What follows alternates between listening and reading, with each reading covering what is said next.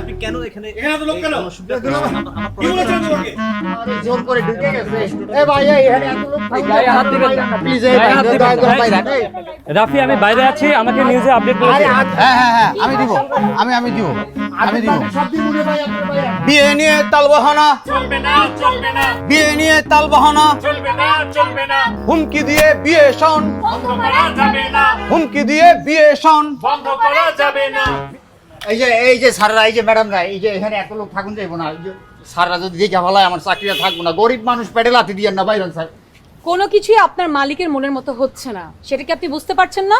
জি আফা, বুঝবার পারছি। আমিও তো আপনার লগে একমত। একমত তাহলে এত ঝামেলা করতেছেন কেন? কিছু বললে বলবেন যে জোর করে ঢুকে গেছে, আমি কি করব? হ্যালো, মারিয়া, তুমি তো আমাকে ভালোবাসো, বাসো না? ভালোবাসি বলেই তো এখানে আছি। তোমাকে সেই ভালোবাসার দোহাই দিয়ে বলছি, প্লিজ মারিয়া, প্লিজ আমাকে মাফ করে দাও। তুমি তুমি এখন এখান থেকে চলে যাও। আমিও এই ভালোবাসার দোহাই দিয়ে বলছি, তুমি আমার সাথে এমনটা করো না। মারিয়া, তুমি আমাকে একটা বার বোঝার ট্রাইটা অন্তটুকু করো, চেষ্টাটা করো। শোনো, তোমার এই কথাগুলো শোনার আমার একদম সময় নেই। এখন সাংবাদিক এসছে, আমি এদের সাথে কথা বলবো। রাখছি।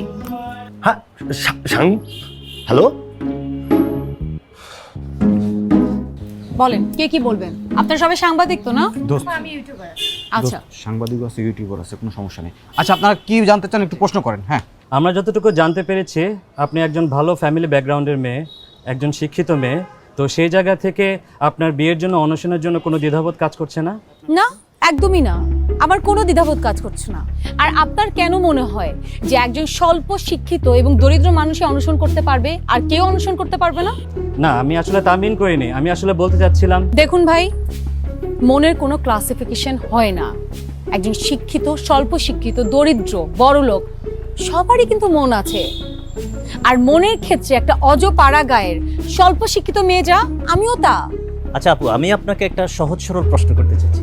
আমার প্রশ্নটা হচ্ছে, আপনি কেন এখানে অনশনে আসছেন?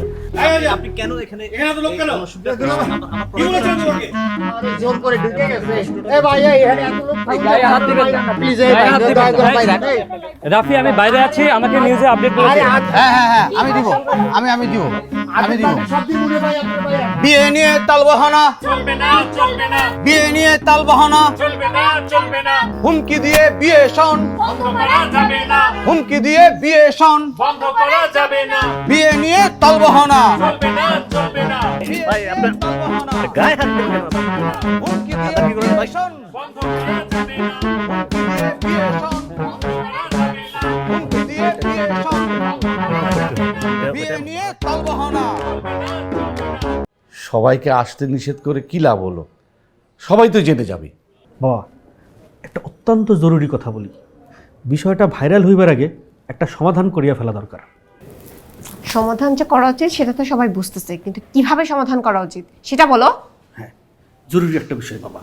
আপনি থানায় ফোন করিয়া পুলিশ ডাকুন। পুলিশ আসিয়া ওদেরকে লাঠিচার্জ করিয়া বার করিয়া দিবে।